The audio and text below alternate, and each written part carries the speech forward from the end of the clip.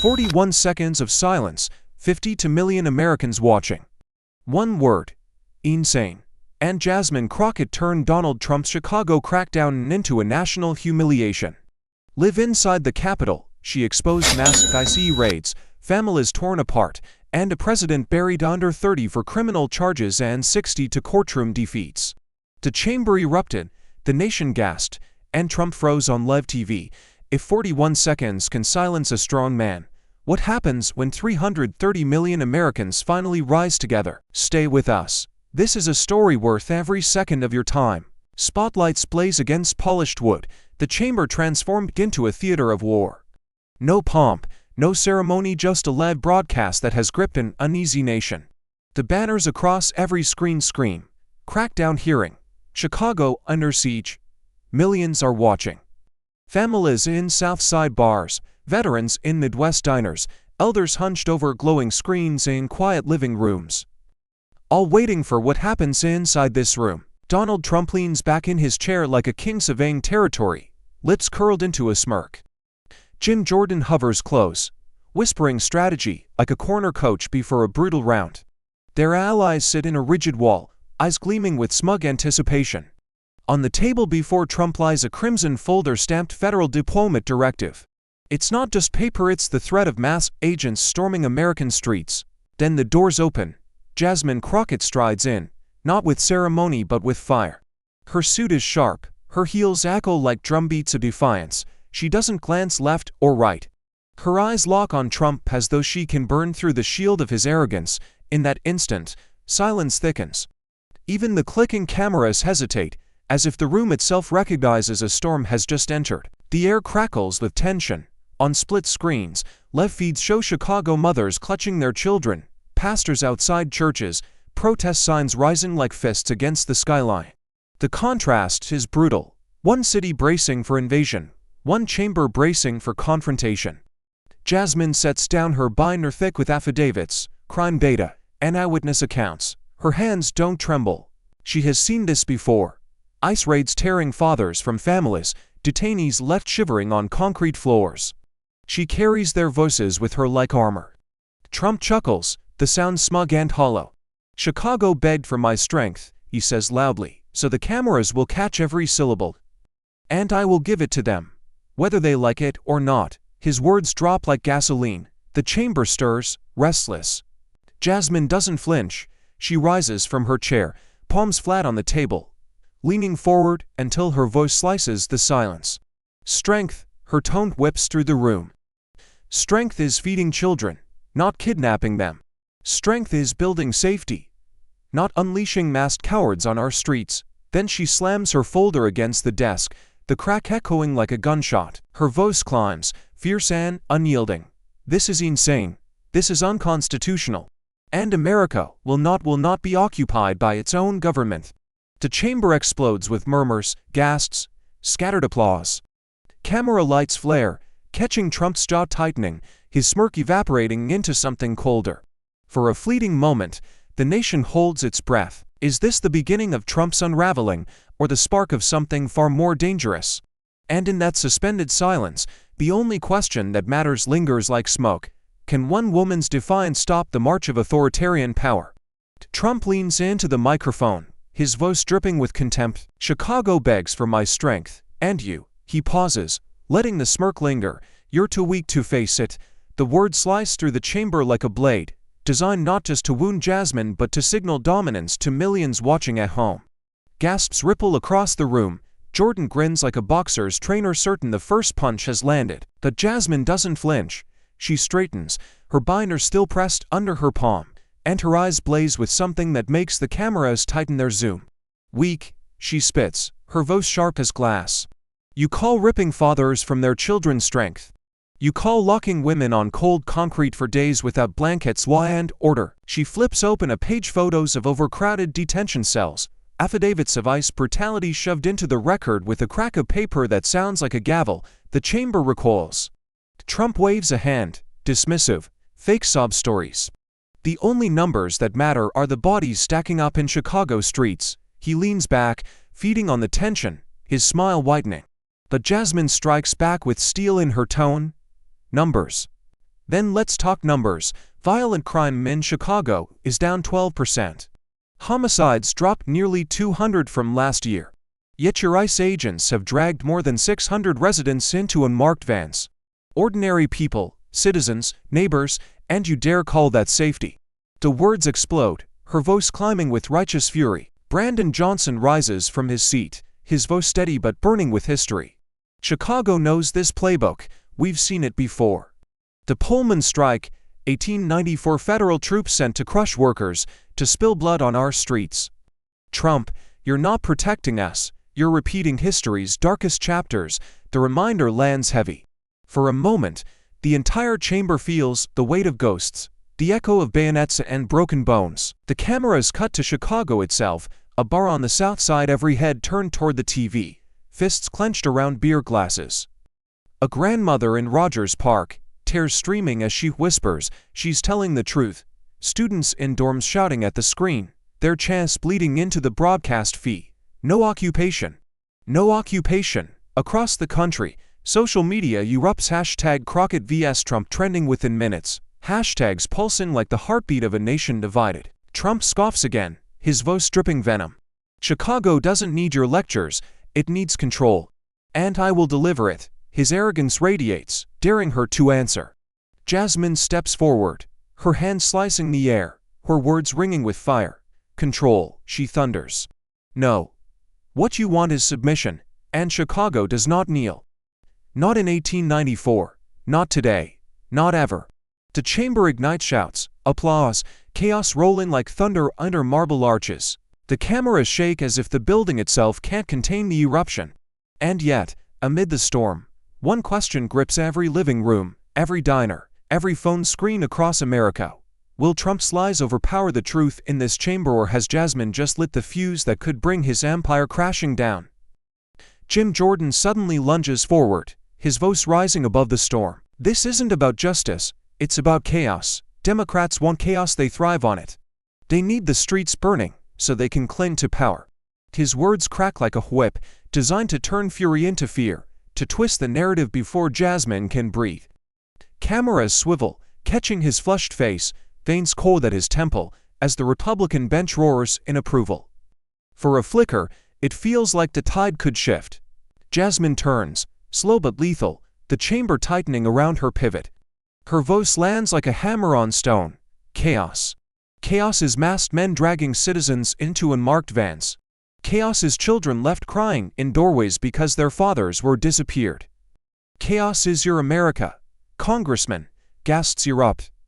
The sound ricochets under marble arches. She doesn't blink. She locks eyes with Jordan, then shifts her stare to Trump, holding him there, daring him to break. The chamber fractures into shouts, some voices chanting order, order, while others erupt with shame. The chairman slams the gavel so hard the wood splinters, but the noise only multiplies, the floor trembling like a drumline of fury. And then, suddenly, silence falls, not because the gavel tamed them, but because the cameras catch Trump's smirk. Slow, deliberate, that half-curl of the lip that says he still thinks he's winning. It is the dip in the rhythm, the breath before the plunge. Viewers at home lean closer, heartbeats sensing with the ominous pause. The lens lingers on Trump's face, the sweat at his temple, the calculated arrogance, and then cuts back to Jasmine. She leans forward, her shadow stretching across the table, her knuckles whitening as she grips the mic. Her voice slices the silence, low but scorching. I will not let you turn my city into your battlefield.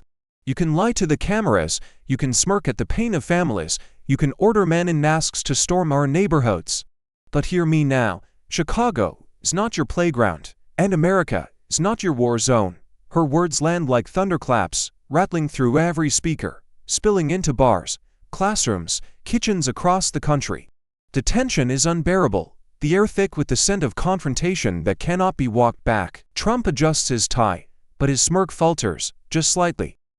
Jordan pounds the desk, shouting over her, but the microphones capture only Jasmine's echo. And in that moment, the balance of the room tilts, her defiance no longer just a defense, but a weapon. The camera pans the audience, a mother clutching her child tighter, a veteran standing in salute, students in the gallery raising fists. The nation watches, breath caught in its chest. And as the screen fades to a wide shot, the question rips through every home like a drumbeat of destiny. Will Jasmine Crockett's defiance ignite a movement that topples power, or has she just painted the largest target on her back in American politics? The chairman signals for the next witness, and the chamber stills as Kata Buizala steps forward. She isn't a politician. She isn't polished. She is a daughter of Chicago, her voice raw with memory. Her words tremble at first, but the images they paint are sharper than any statistic. I watched my neighbor dragged from his home at dawn. His children to little boys were left screaming in the doorway as masked agents shoved their father into a van with no markings, no explanation, nothing but force. Her voice cracks, and the gallery gasps, some clutching their mouths, others shaking their heads in disbelief. She continues, stronger now, fury building in her chest. These agents call themselves protectors, but they are predators. They didn't ask for papers. They didn't give rights. They didn't care. Families are being shattered, children abandoned, elders left without caregivers. And this is happening not in some distant dictatorship, it's happening right here, in our neighborhoods, in our America. The silence that follows is heavy, suffocating, as though every person in the chamber feels the weight of those crying children echoing in their bones. Jasmine Crockett seizes the moment, her hand slamming down for emphasis. This, she roars, her voice cutting through marble and airwaves alike. This is what Donald Trump calls law and order. She holds Kott's words aloft like a torch, casting light into every corner Trump would prefer to leave in darkness. Law and order is not families ripped apart in the dead of night.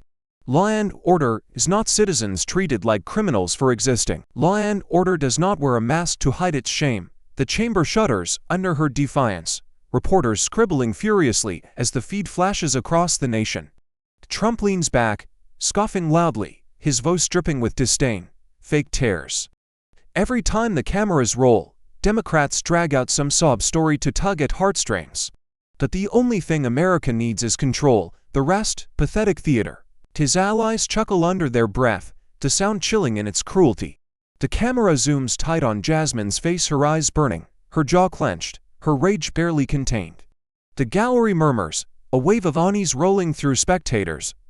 Somewhere in Chicago, those two boys Kott spoke of are likely watching, their fathers still gone, their lives appended. Across the country, families who know the sting of ICE raids lean closer to the screen, waiting to see if anyone in power will defend them. Jasmine doesn't sit, she doesn't blink. She lets the silence hang long enough for Trump's mockery to rot in the air, long enough for America to feel the distance between his arrogance and their pain. And when she finally speaks again, her words slice like a blade drawn from its sheath. You laugh at their tears, Mr. Trump, but remember this: every tear you mock, every family you break, every child you leave behind is another piece of evidence that your America is not a nation of laws, but a machine of cruelty. Her voice reverberates, not just in the chamber, but in the hearts of millions listening, daring them to decide where they stand. The camera lingers, the atmosphere electric, trembling on the edge of eruption, and the question crashes down heavier than the gavel itself. What happens when the President of the United States mocks the pain of the powerless and the powerless refuse to stay silent? Trump leans forward, snapping his fingers at the technician. Screens ignite around the chamber, Fox News clips rolling in rapid fire. Grainy footage of break-ins, flashing sirens, masked figures sprinting through alleys. Headlines scream crime wave in blood-red banners. The montage is crafted like a weapon, designed to grip viewers by the throat. Trump spreads his arms wide, smugness dripping. This is Chicago. This is what Democrats defend. Cities on fire, streets ruled by gangs. Without me, America is chaos. His voice booms, polished for television, and for a brief moment it seems the tide is his again. But Jasmine Crockett doesn't blink. She lets the images flicker for a beat, then calmly pushes a stack of papers across the table. Play propaganda if you like, Mr. Trump. I'll play reality. She taps the first sheet: FBI crime report, 2023. As the camera zooms in. Violent crime in Chicago, down 12%. Homicides, lowest since 2019. But your clips don't mention that, do they?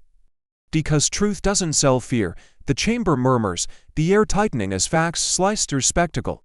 She flips another page, slamming it down so the microphones catch the crack. What you show America is cherry-picked chaos. What you hide is progress, and you know it. The confidence drains from Trump's face for a flicker, then he straightens, seizing the lull with a bark of derision. Spare us the numbers, Jasmine, you're nothing but a puppet. A puppet for Democrats, a puppet for radicals, a puppet for the same people destroying this country. The words cut sharp, designed to belittle, to reduce her defiance to strings pulled by unseen hands. His allies smirk, nodding along, the balance tilting for a heartbeat back in his favor. Jasmine's head snaps up, her glare searing into him. Her voice drops low, steady, dangerous. Dead or a puppet of justice, she fires back, then a king of fear. The words detonate, ricocheting off marble and cameras alike. The chamber gasps audible, collective, as if the entire room was struck at once. On screens across America, the phrase explodes in real time. Twitter trending, cable chyron blazing, puppet of justice, hashtag surging like wildfire. Trump's smirk falters, and the silence that follows is deafening. Journalists scribble so hard pens nearly snap. Chicago bars erupt in cheers, while conservative anchors scramble to refrain the blow. The cameras linger on Jasmine, her shoulders squared, her voice reverberating beyond the chamber. She doesn't just parry the insult, she owns it, redefines it, transforms it into a battle cry. And as the dust settles from the verbal detonation, a deeper tension grips the nation. To some, she has become a savior, the lone voice tearing through deception with righteous fire. To others, she is just another partisan warrior, sharpening divisions in a country already on edge. The chamber waits, America waits, the world waits, caught in a single, searing question. Will Jasmine Crockett rise as the embodiment of justice, or be cast aside as just another voice in the endless noise of politics? The feed cuts from the marble chamber to the beating heart of Chicago. In a South Side bar, the television glow paints every face in sharp blue. Glasses freeze halfway to lips as Jasmine's words echo across the room. A young man slams his fist into the counter, fury blazing. Beside him, an elderly woman wipes tears with the back of her hand, whispering, "Finally, someone is fighting for us." Across town, college students crowd into a dorm lounge, fists raised as they chant her name. The emotional pulse ricochets, grief, anger, pride spilling out like sparks ready to ignite a fire. Back in the chamber, the storm refuses to settle. Brandon Johnson rises, his voice measured but laced with fire. Chicago will not be a staging ground for federal occupation. I signed an executive order to block this madness because our people are not enemy combatants. His words resonate like a second drumbeat, reinforcing Jasmine's defiance. Trump shifts in his seat, irritation flashing as his narrative crumbles, his smirk thinning into something harder, meaner. The camera cuts to him briefly, capturing that flicker of rage before swinging back to Jasmine, who grips the microphone as though it were a lifeline to every terrified parent in her city. Her tone softens, but the raw edge of emotion makes it cut deeper. No mother should put her child to bed and fear they'll be stolen in the night by men in masks. No child should wonder why their father never comes home. That is not safety. That is not order. That is terror, sanctioned by the state. The words pour out not as rhetoric but as confession, as if she is speaking directly to the children of her district, their cries still ringing in her ears. The chamber falls silent, even her opponents momentarily disarmed by the gravity in her voice. Outside, the broadcast captures the ripple effect. A single mother in Rogers Park clasps her daughter to her chest as they watch, whispering, "She's speaking for us." In a church basement on the west side, community leaders huddle around a laptop, nodding fiercely, their murmurs turning into prayers. On social media, hashtags explode, the timeline a battlefield of clashing truths, but one phrase begins to dominate: no more fear. Jasmine's words have already taken root, spreading beyond the chamber, beyond the city, embedding themselves into the collective conscience of a nation watching with bated breath. And yet the tension thickens, because everyone knows Trump is not finished. His silence now is only the coiling of a serpent, waiting to strike back. The chamber feels the tremor, the anticipation of venom to come, but Jasmine holds the floor, her eyes glinting with the kind of conviction that can't be manufactured. The screen splits once more, one side the chamber, the other the streets of Chicago, where crowds begin to gather, candles lighting, chants rising. The story is no longer confined to marble walls. It is spilling into the veins of the city itself. And as the camera zooms on Jasmine's face, fierce yet trembling with human truth. The question grips every viewer with a force that cannot be shaken. When fear finally collides with courage, how many will rise and how far will they be willing to go? Trump's patience snaps like a brittle wire. He leans forward, voice sharpened into a sneer that cuts through the chamber and onto millions of screens. "You're trash, Jasmine. Chicago deserves better than a loudmouth who can't control her city." The insult detonates, raw and venomous, meant not just to humiliate but to brand her permanently in the eyes of the nation. Gasps burst from the gallery, reporters' pens skid across paper. Cameras zoom in tight, hungry for the fallout. For a heartbeat, the room hangs suspended in the shock of his audacity. Jasmine doesn't hesitate, she doesn't flinch. She rises from her chair like a storm breaking, her voice a weapon honed by fire. "Trash." Her tone shakes the marble, claws at the cameras, slices through the smirk still painted on Trump's face. "Look in the mirror, Donald. 34 felony convictions, 62 lawsuits lost. You're not the savior of law and order, you are America's most criminal president." The words crash like thunder, reverberating across the chamber and blasting into living rooms across the country. The eruption is immediate, visceral, gasps turn into roars. Some clap, others shout, the sound splintering into chaos. The chamber becomes an arena, and Jasmine's declaration is the knockout punch the crowd didn't see coming. Social media ignites. Within seconds, #criminal-in-chief climbs the trending ladder like a rocket. Anchors scramble in newsrooms to pivot headlines, Chiron operators hammer keys. Crockett calls Trump criminal president live on air. The phrase embeds itself into the bloodstream of the nation. Irretrievable, unforgettable. Trump's face reddens, his jaw clenches, but the damage is already done. Every camera catches his flicker of rage, the microsecond of disbelief that someone dared to brand him not with policy failure, but with personal disgrace. He slams a fist against the table, the sound hollow compared to Jasmine's voice still echoing in the chamber. His allies bark in protest, shouting over one another, but their words dissolve into static against the tidal wave for accusation unleashed. In Chicago, the reaction is explosive. Bars roar with cheers, strangers high-five like fans after a last-second touchdown. Families in cramped apartments rise from couches, shouting at the screen. Tears streaking down faces not just from Joe, but release the catharsis of seeing their pain, their fear, their anger sharpened into a single word hurled at the man they hold responsible. For them, Jasmine has given language to their suffering, turned silence into defiance. Yet beneath the roar, the tension sharpens. Trump is not a man who swallows humiliation. His silence now is dangerous, coiling tighter than his insults ever did. The nation feels the tremor of what might come next, the retaliation brewing behind clenched teeth and narrowed eyes. Jasmine stands unbowed, shoulders square, every breath daring him to strike again. And as the chamber pulses with fury and applause, the question burns hotter than the floodlights glaring overhead. Can Donald Trump recover from being branded the criminal-in-chief, or has Jasmine Crockett just carved a wound too deep for him to ever escape? Jasmine's voice slices through the din, calm but razor-sharp. She doesn't shout, she doesn't need to. Her words are a loaded gun, aimed directly at Trump's chest.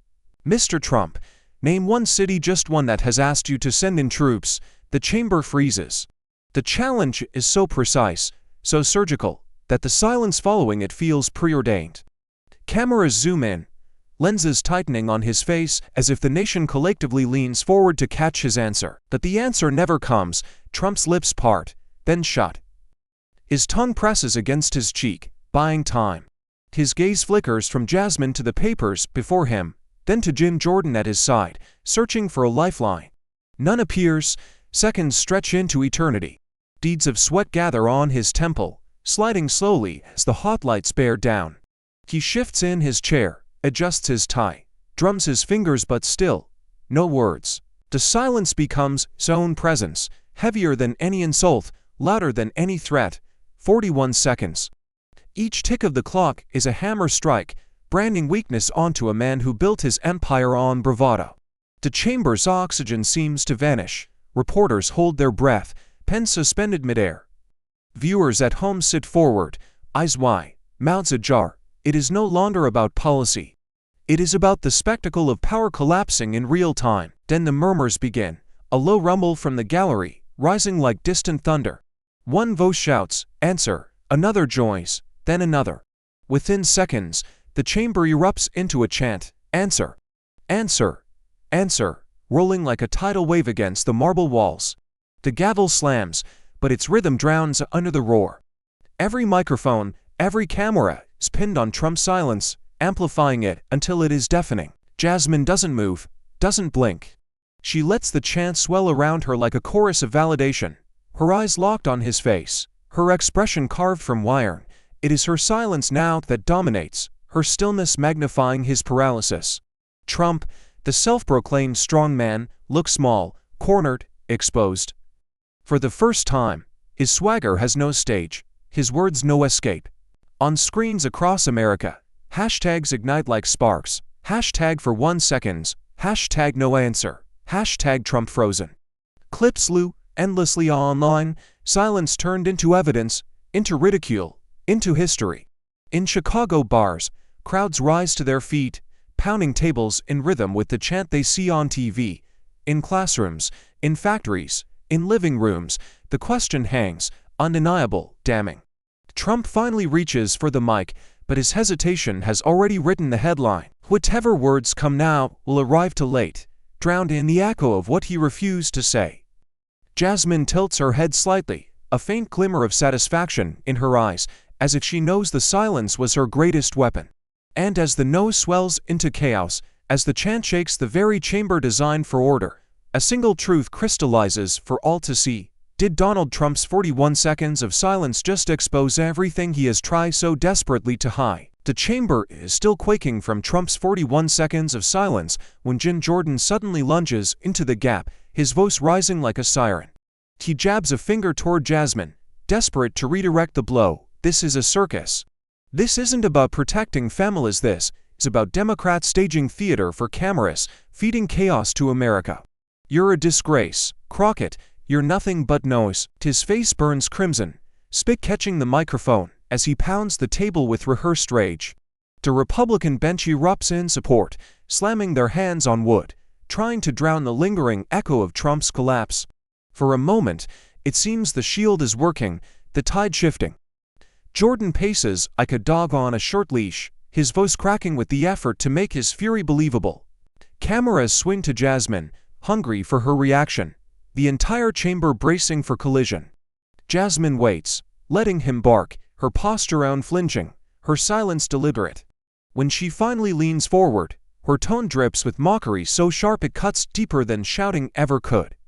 "Jim," she says slowly, a half-smile curling at her lips, "you bark loud, but you're still his lapdog." The chamber detonates. Laughter rolls like thunder, gasps rippling as reporters whip their heads up from notebooks to capture the line. Even some in the gallery, who had been stone-faced, crack into smirks, unable to hold back the release. Jordan's face reddens instantly, his jaw tight, the humiliation raw. He tries to shout over the laughter, but the microphones betray him, catching only fragments of his sputtering. Trump's eyes dart to him with irritation. The unspoken truth clear, his shield has cracked. The humor lingers for a beat, a rare exhale in a chamber suffocating with tension, but like all fleeting relief, it morphs swiftly back into fire. Jordan slams the table again, voice ragged. "How dare you insult me when your party has abandoned every value of this country? You think jokes will save you, you think laughter will protect your city from blood in the streets." His desperation bleeds through, but the tone is no longer commanding, it is shrill, defensive, the bark of a dog who knows the leash is showing. Jasmine rises, standing taller than the table, her voice commanding the chamber back into silence. "Protect my city," she spits. "You couldn't protect a whisper from your master.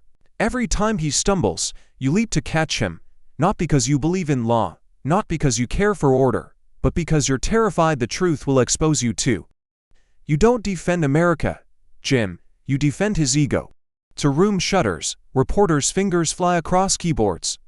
Phones light up as headlines are written midair.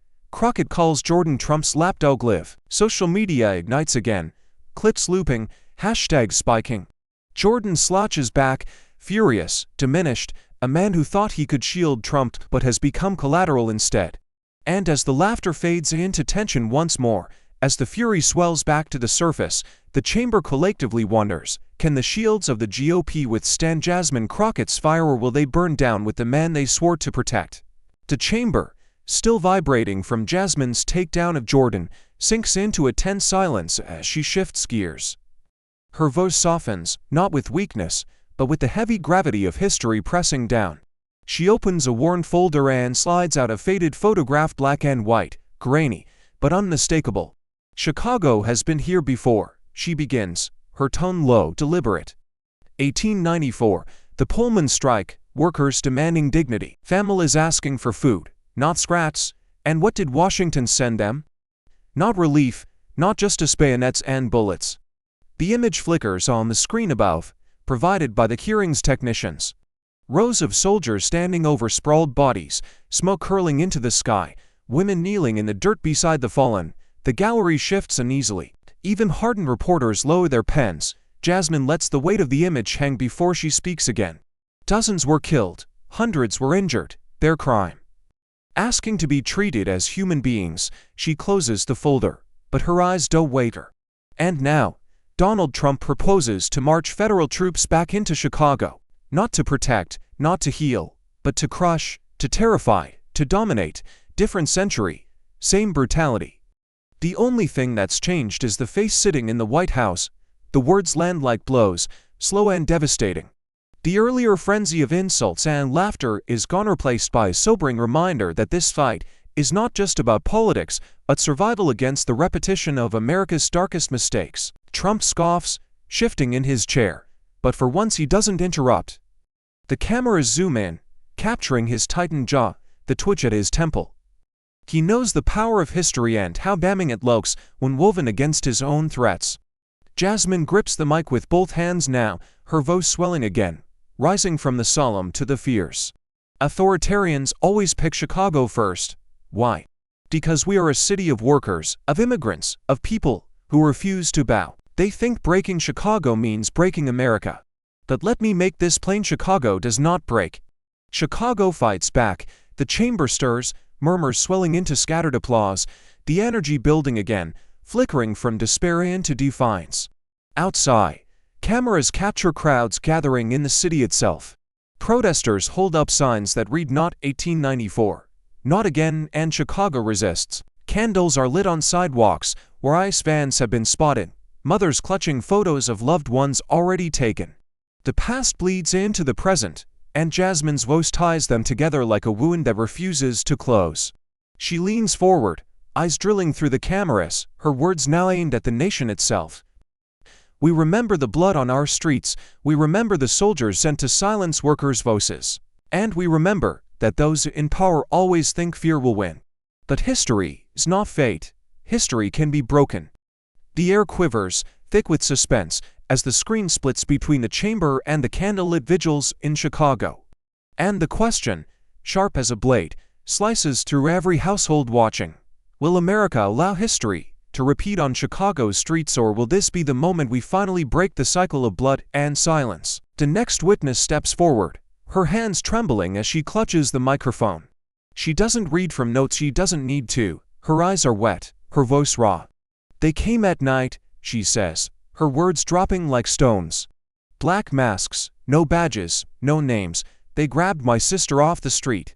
She screamed, begged for them to say who they were. They said nothing. They shoved her into a van. We still don't know where she is, the gallery gasps, some covering their mouths. The technician flashes still images on the overhead screens, grainy photos captured on cell phones. Masked men, unmarked vans, women dragged, arms outstretched, faces twisted in terror. The chamber recoils as if struck, the horror undeniable. Jasmine rises slowly, her gaze sweeping the room, her voice shaking with both fury and sorrow. Secret police belong in dictatorships, not in the United States of America. She hammers each syllable like a nail into history, refusing to let the moment pass as just another testimony. She gestures to the image above. This is not law enforcement. This is not justice. This is terror in the dark, sanctioned by the man sitting right there. She points straight at Trump, her finger trembling with rage. Trump leans back in his chair, lips curling into that familiar smirk, the one designed to provoke, to dismiss. He leans into his mic and drawls, "Strong men protect weak cities. The words slither into the chamber, dripping with mockery, as if the terror on screen were nothing but a show. His allies chuckle, pounding the table, emboldened by his arrogance. The laughter doesn't last. Jasmine lunges forward, voice rising into a roar that shakes the rafters. Strong men. She spits, her hands gripping the desk so tightly her knuckles bleach white. Strong men don't hide behind masks. Strong men don't kidnap women in the shadows. Strong men don't terrorize children in the dead of night. Only cowards do that. The last word cracks like lightning. The chamber erupts, shouts, applause, gasps colliding into chaos. The gallery rises to its feet, clapping, chanting, some with terror streaking their cheeks. Reporters type furiously, headlines already forming. Crockett, strong men don't hide behind masks. On the split screen, Chicagoans in bars and living rooms leap to their feet, fists raised, their cheers bleeding into the broadcast like a second soundtrack.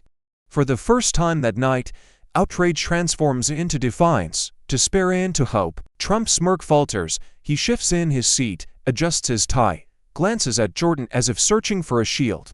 But no one can shield him from the images, from the testimony, from Jasmine's words echoing like thunder through the country.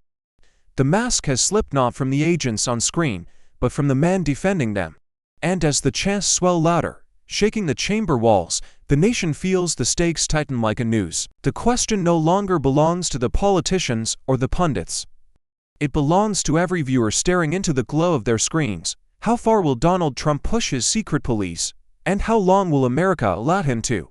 The chamber still trembles from Jasmine's denunciation of Trump's masked agents, and she grips the microphone tighter, her voice dropping into something steadier, heavier, almost intimate. She doesn't speak like a politician now. She speaks like someone making a vow before witnesses and history alike. Listen carefully, she says, scanning the gallery, the cameras, then Trump himself. If ice comes for my constituents, I will stand between them. I will put my body on the line. If they want to drag families from their homes, they'll have to go through me first. The words detonate, not in fury, but in defiance so absolute it rattles every corner of the chamber. Gasps slice through the air. Some spectators clap their hands to their mouths. The gallery erupts into applause, chairs scraping the floor as people rise in disbelief at what they've just heard. On the split screen, Twitter timelines flood in real-time. Hashtag stand with Jasmine trends within minutes, followed by hashtag fearless oath. Memes spring up instantly, her face set in fire, the quote emblazoned like a battle cry. Trump stiffens, blinking as though he misheard. Jordan tugs at his sleeve, whispering furiously, but the cameras catch every twitch of unease. This isn't the scripted outrage they expected. This is a challenge so visceral, so personal, that no smear can easily erase it. The chairman's gavel pounds, but cannot drown the rising cheers. The chamber has slipped beyond parliamentary order into something raw, more primal. Jasmine doesn't smile. Her expression is carved in iron, but behind the steel there is something else, an undercurrent of risk, the recognition of the target she has just painted on her own back. The tension spills into the audience. Some cheer louder, fists in the air, while others exchange worried glances, whispering the truth. People who defy strongmen often pay dearly. The emotional beat strikes like a hammer, admiration colliding with fear, pride shadowed by dread. Reporters furiously type, anchors' voices tremble as they narrate what just unfolded. In Chicago, barrooms shake with applause. Mothers pull their children closer, young activists chant her name in unison. But amid the celebration lies an undeniable current of anxiety. What will Trump do now that Jasmine has dared him, dared ICE, dared the machinery of the state itself to come through her? She grips the mic with both hands, her final words in this moment carved into stone. You can threaten, you can smear, you can send masked men into our neighborhoods. But understand this, when you come for the people, you come for me, and I am not afraid. The silence that follows is electric, pierced only by the furious tapping of keyboards and the chant beginning to build in the gallery. Not afraid. Not afraid. Trump shifts uncomfortably, his smirk gone, his eyes betraying the first glimmer of calculation laced with doubt. And as the chant swells, reverberating across the chamber and through the broadcast into millions of homes, the nation is left breathless, gripped by a single haunting question. Can one woman's fearless oath truly stand against the vast machinery of a state built on fear, or has Jasmine Crockett just crossed a line that no one has ever dared survive? The chamber quakes as Donald Trump suddenly erupts, his hand slamming against the polished table with such force that the microphones shriek. Tapers scatter, aides flinch, and the boom reverberates like a gunshot across the live broadcast. His face is crimson, twisted with unrestrained fury, spittle flecking the air as he bellows, "You'll regret this. Do you hear me? You will regret this." The words don't sound like policy, they sound like a threat, primal and uncontrolled. The gallery gasps, reporters glance at one another wide-eyed, and even some of his allies shift uncomfortably, realizing the mask of composure has cracked. Jasmine doesn't flinch, she doesn't recoil or lower her gaze. She leans forward, voice calm, unyielding, the eye of the storm. "The only thing I regret," she says, each word laced with ice, "is that America ever let you within a mile of power." Her response slices clean through the roar, a scalpel against a sledgehammer. Cameras zoom tight on her face, serene, steady, unbroken, then cut back to Trump, whose rage now looks less like strength and more like desperation. The emotional whiplash electrifies the chamber. On one side, raw shock: how could a former president, a man once hailed as the most powerful in the world, unravel into a screaming tirade before millions? On the other, admiration so fierce it rises into applause, fists pounding desks, chants breaking out from the gallery. Social media detonates instantly, hashtags flashing, hashtag "you will regret this", hashtag Trump unhinged, hashtag Crockett calm. For the first time, the contrast between Trump's chaos and Jasmine's composure is so stark, so undeniable, it becomes the story itself. Trump rises halfway from his seat, pointing across the table as if to physically strike back, but Jordan tugs at his arm, whispering frantically, trying to contain the spectacle. His voice, however, has already betrayed him. The image is burned into the public mind. A man of power unraveling before a woman who refuses to bow. The gavel slams, desperate to restore order, but the sound is drowned out by the roar of voices rising in the chamber, echoing through televisions and phones across the country.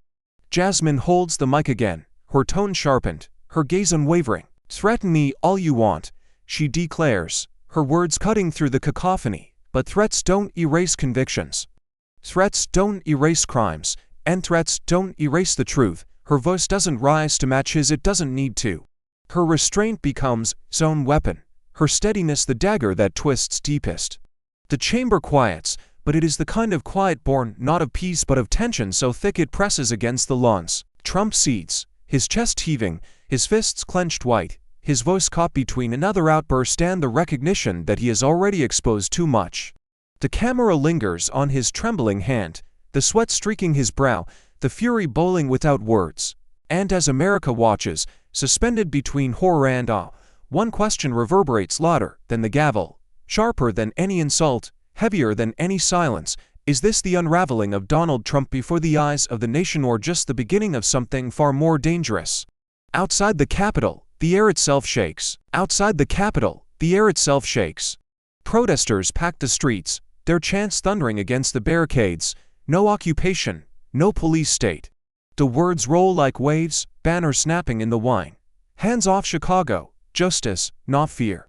The roar is so loud it bleeds into the chamber microphones, an unplanned soundtrack to Trump's unraveling. Phones rise above the crowd, like torches, live streams blasting across TikTok, YouTube, Twitter, millions watching in real time as the people claim the stage as fiercely as the lawmakers inside. Camera feeds cut to downtown Chicago. Thousands march down Michigan Avenue, their faces lit not by street lamps, but by the glow of their phones. Mothers pushing strollers, students with bullhorns, veterans in uniform, all bound by a single defiance. The chant builds, "Crockett, Crockett, Crockett." It's no longer just Jasmine speaking in Washington, it is Chicago itself, answering her oath. Helicopters hover overhead, their spotlights swinging across a sea of fists raised high. Back in the chamber, screens flash breaking news polls. CNN's instant tracker scrolls across the bottom. 68% of Americans say Trump is wrong. 74% say Jasmine Crockett is right.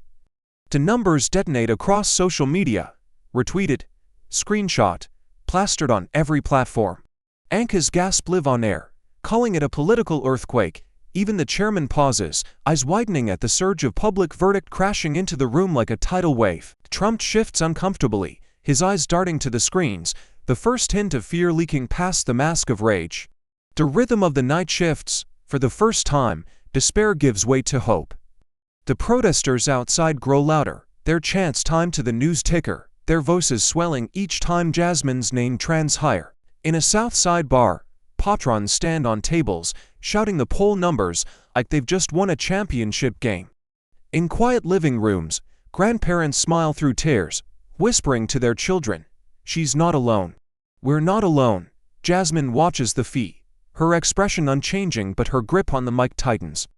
She doesn't smile, she knows numbers are fragile, fleeting, vulnerable to manipulation. But the flicker of resolve in her eyes says enough. She feels the weight of a nation leaning with her, if only for this moment. Trump scowls, mutters under his breath, his rage reined in but simmering hotter, sharper, like a storm waiting to strike back harder. The chamber breathes in sync with the crowd outside, a strange rhythm of hope rising against fear. Yet, everyone knows authoritarianism doesn't die with a poll or a chant. It waits, it adapts, it sharpens its claws in silence. The applause inside and the chants outside feel like triumph, but also like a challenge yet to come. And as the camera pans between the swelling crowds in Chicago, the flashing polls on screens, and Jasmine's unshaken stance in the chamber, the question grips the nation with electric urgency. Will the verdict of the people be strong enough to crush the march of authoritarianism, or will this be remembered as hope's brief spark before the hammer falls? Trump's face is still red, his chest rising and falling like a bull before a charge. He launches into another tirade, voice booming, words tumbling into the chamber with spit and fury. "These lies, these attacks, these traitors, you'll all see what happens when America takes back control. You'll all see." He slams his palm against the desk, rattling glasses, trying to reclaim the authority that slipped through his fingers. But this time, Jasmine doesn't meet fire with fire. She leans back, tilts her head, and suddenly she laughs. The sound cuts the tension like a blade. It isn't nervous laughter.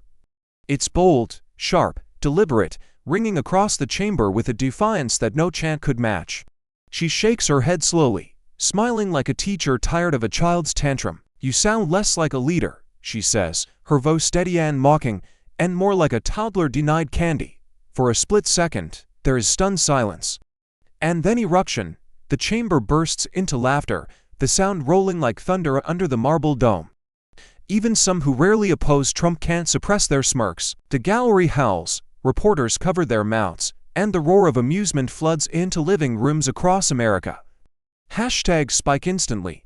Hashtag toddler in chief, hashtag candy crisis, memes already being born as the moment loops endlessly online. Trump's face darkens, his jaw clenched so tight the muscle twitches visibly. He slams his fist down again, harder, veins bulging in his forehead. "How dare you mock me? I am the president, I am the one who..." But his words are drowned out by the continuing laughter, each chuckle cutting deeper than any insult. His power, the power of fear, of control, is unraveling in the face of ridicule. Nothing terrifies a strong man more than being turned into a punchline. Jasmine doesn't stop him, doesn't even shout over him. She lets the laughter build, lets it pierce the illusion of authority until it becomes unbearable. Then she leans forward, her smile gone, her tone dropping back into steel. "America doesn't need a man who throws tantrums when he's challenged. We need leaders who can stand tall when the truth burns. And right now, you look very, very small." The chamber shifts again, from laughter into a heavier silence, the kind that bruises. Trump's fury simmers, his hands shaking as he grips the table, but his voice falters. Cameras zoom close, capturing the storm of rage battling humiliation in his eyes. The spectacle is undeniable, the strong man mocked, the bully reduced to a caricature of his own rage. In Chicago, crowds roar at the broadcast, chanting "candy, candy," in mocking unison. Across the nation, commentators scramble to declare what just happened was a comic relief or a political earthquake. Jasmine sits unmoved, her composure weaponized, her words lingering like smoke after an explosion. And as America holds its breath, the question rises like a verdict waiting to be delivered. Can humiliation truly topple a strong man, or will the sting of mockery drive him to strike back harder than ever before? The chamber doors open again, and this time it isn't politicians or lawyers who step forward, it's families. First, a woman with tired eyes and a trembling voice. She clutches a photo of her husband, the frame cracked from being handled too many times. "They took him outside our home," she says, her accent breaking under the weight of memory, "in front of our children. No badge, no explanation, just men in masks. My little girl screamed so loud the neighbors came running, but no one could stop them.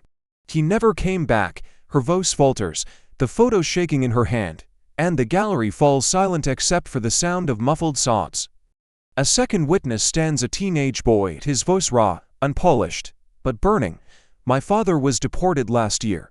They told us it was for safety, but whose safety? Not mine, not my mother's. We've been left with nothing but empty chairs at the dinner table." His words hang in the air, heavier than any statistic. The cameras zoom in on his face, capturing the way his jaw quivers, but never breaks. The pain is undeniable, the kind that pierces straight through glass screens and into the hearts of viewers across the nation. Jasmine Crockett presses her hands together, bowing her head for a moment. When she lifts it, her eyes glisten, a tear escaping down her cheek. She doesn't hide it, she lets the country see the weight she carries. Her voice trembles, but never cracks. "This is not security," she says, gritting the mic as if to anchor herself. "This is cruelty. This is state-sanctioned violence masquerading as protection." Her tone rises, steadying with each word. "No child should grow up afraid that a knock at the door means losing their family forever. No mother should carry her husband's photograph to testify that he even existed." The chamber breathes with her, the collective sorrow thickening until it feels unbearable. Even seasoned reporters wipe their eyes discreetly, the rawness impossible to filter through detached prose. Trump shifts in his chair, staring down at his notes, refusing to meet the eyes of the families in front of him. But the cameras catch every flicker of discomfort, every twitch that betrays his disdain colliding with their humanity. Outside, the protests grow louder, chants transforming into hymns, voices rising together like a choir of resistance. On live streams, comments pour in. "I can't stop crying. This is America's shame. She's speaking for all of us." The nation feels itself pulled into the grief, but also into the question of whether grief can finally break the silence that has protected power for so long. Jasmine wipes her tears, straightens her shoulders, and fixes her gaze on Trump, her voice steady again. "You call yourself a defender of this country. But tell me, what kind of defender wages war against children? What kind of leader builds strength on the broken backs of families?" The silence that follows is suffocating, every eye on the man who refuses to answer. And as the cameras linger on the empty photo frame trembling in a widow's hands, the question cuts deeper than any statistic or slogan.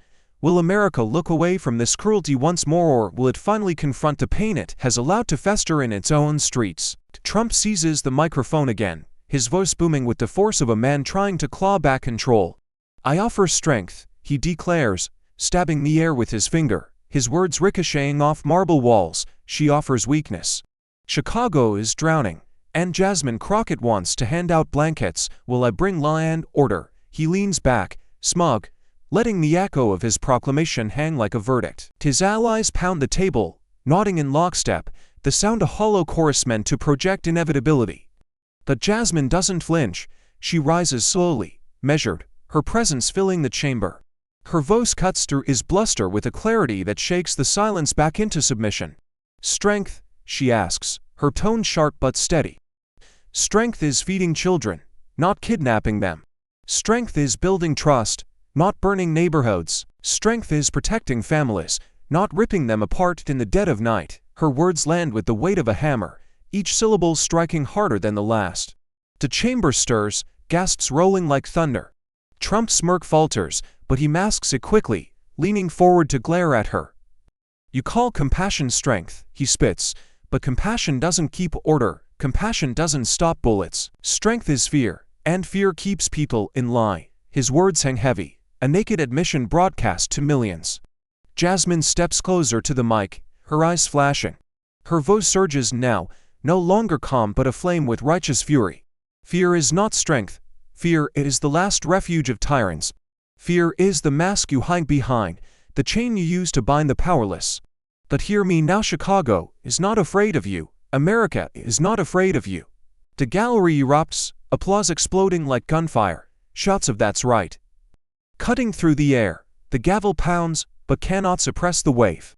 The chamber has tilted, the ground itself shifting beneath Trump's feet. The camera cuts to Chicago, streets packed, protesters chanting Jasmine's words in unison. The phrase "strength is feeding children" already painted across banners. News outlets break into coverage, split screens showing her defiance on one side, roaring crowds on the other. The values are colliding not just in Congress, but in the arteries of the nation itself, lit and undeniable. Trump's face darkens, his hands gripping the table so hard his knuckles whiten. He hisses into the microphone, "You're playing to cameras, I'm playing for history." Jasmine stares him down, voice steady, resolute. History doesn't remember the tyrants who barked loudest. History remembers the people who stood up to them. The silence that follows is volcanic, the tension electric, as though the entire nation is holding its breath, suspended between two visions of America. And as the cameras sweep from Trump's clenched jaw to Jasmine's unshaken resolve, the question reverberates through every living room, every bar, every crowded protest line. Whose vision will America choose, the rule of fear or the courage to defend its own people? The chamber is already thick with tension, the air heavy with chants from the streets outside, and the clash of visions echoing within. Jasmine grips the microphone, her voice suddenly rising into a detonation that rattles the marble. Insane, no city begged for occupation, not Chicago, not anywhere. You are not fighting crime, Donald, you are fighting your own people, and you will lose. The words crash like thunder, ricocheting through the chamber, spilling out through every television and phone across the nation. The room ignites, applause erupts from the gallery, fists slam against desks, reporters scramble as hashtags explode across screens. Hashtag Yowilus, hashtag insane plan. The crowd outside the Capitol hears the roar through live streams and answers with their own chant, surging louder. You will lose. You will lose. For the first time all night, the noise feels less like chaos and more like a verdict. But at the center of it all sits Donald Trump, caught under the unblinking eye of the cameras. His mouth opens, then closes. He shifts in his chair, his hands fumbling with papers, his tie. Anything to disguise the truth. But nothing comes out. 40 seconds, then 52. A man who built his empire on soundbites and fury reduced to silence, his face reddening, his jaw trembling. The so-called master of dominance looks suddenly small, cornered, human. The silence is devastating. It doesn't just expose him, it engulfs him.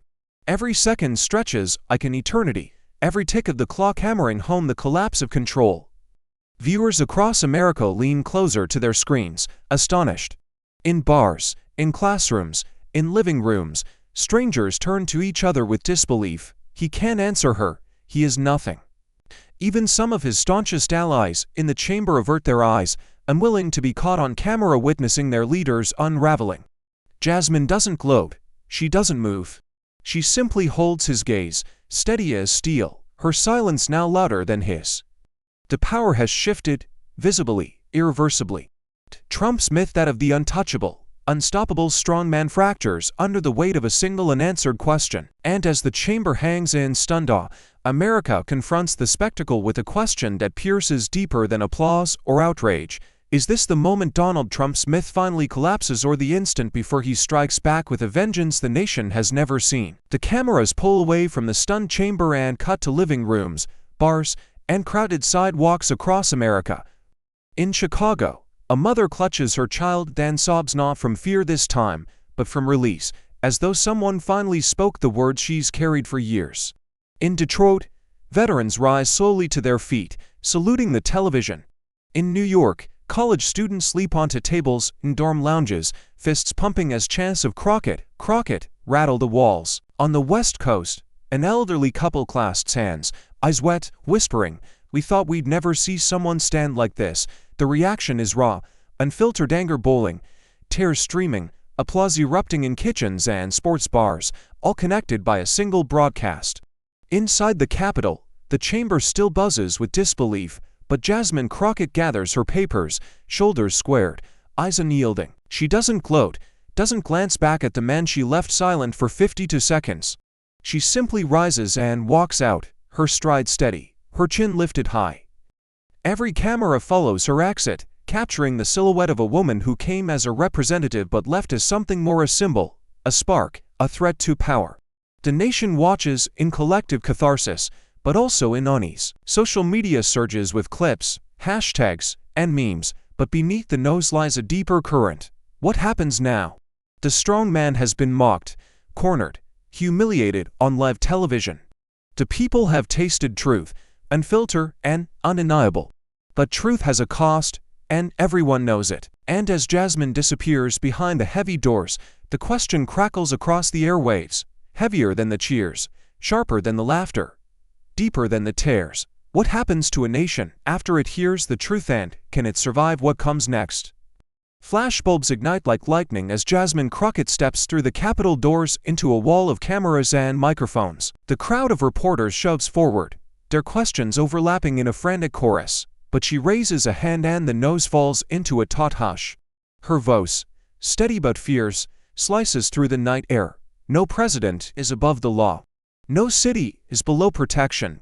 The words roll across the plaza like a wave, replayed instantly on phones and live feeds, sinking into the bones of everyone watching. Behind her, the Capitol looms, lit like a fortress, but Jasmine stands unshaken, her presence radiating resolve.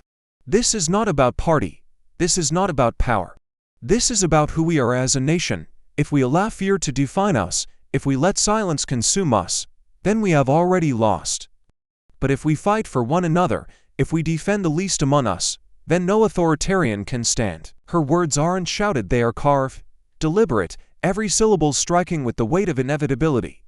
The crowd of reporters falls silent, for once stripped of cynicism, their pens still, their cameras locked on her. Across the country, the effect ripples, families sitting taller on their couches, activists holding candles higher in the night, veterans nodding in solemn agreement. It is a rare pause, a collective reflection, a quiet moment where America stares at its own reflection, in the words of one woman who refuses to yield. But hope is fragile, and Jasmine knows it. She grips the podium tighter, her eyes scanning the nation beyond the lenses. The truth has been spoken. Now the question is yours to answer. Will America act, or will it stay silent? The screen floods with a montage that grips the heart. Protesters flood Chicago's streets, torches of resistance glowing in the night, chants echoing through skyscraper canyons. Mothers once terrified now cradle their children, tears turning into smiles as deported fathers step back through their doors. Families embrace in slow motion, their relief a counterweight to the violence that tried to tear them apart. The city's skyline glows not with fear but with resilience, a living monument to a people who refuse to bow. Over these images, Jasmine's voice cuts in, calm yet fierce, carrying the authority of lived truth. Justice is not about who we defeat, it's about who we defend. It's not measured in how loud we roar, but in how fiercely we protect the most vulnerable among us. And tonight, Chicago has shown the world that resilience is stronger than fear. Her words swell with the images: workers marching together, students painting banners, veterans locking arms with teenagers in the streets. The city breathes as one organism, wounded but unbroken. The music swells, strings and drums surging into a crescendo. The camera pulls back into wide-shot streets alive with chants, candles lighting window after window, neighborhoods once paralyzed now standing defiantly. Jasmine's voice rises with the score. The question before us is not whether power will try to silence us. The question is whether we will rise, again and again, until justice is not a dream, but a reality. The final frame freezes on Jasmine walking out of the Capitol, her silhouette stark against the floodlights, head unbowed. The screen fades to black, and her voice delivers the last line, sharp and unforgettable. If your city was threatened, would you fight back or surrender? The music drops, the silence hangs, and the audience is left with one irresistible command pulsing across the screen: comment, share, subscribe. True strength is not found in those who shout the loudest or wield the most power, but in those who choose to stand firm when silence would be easier. Jasmine's defiance reminds us that courage means protecting others even when the cost is high, and that justice is measured not by victories won but by lives defended. In our daily lives, we too face moments where fear tempts us to look away. But history changes when ordinary people refuse to surrender. If injustice appeared at your doorstep tomorrow, would you stay silent or would you rise and fight back? Thank you for watching until this moment and for standing with us on this journey for justice. Your support means everything. Like, subscribe, and turn on notifications so you never miss what's next. And we'd love to hear your thoughts. Leave a comment below and let us know what moved you most in this story. Together, our voices make a difference.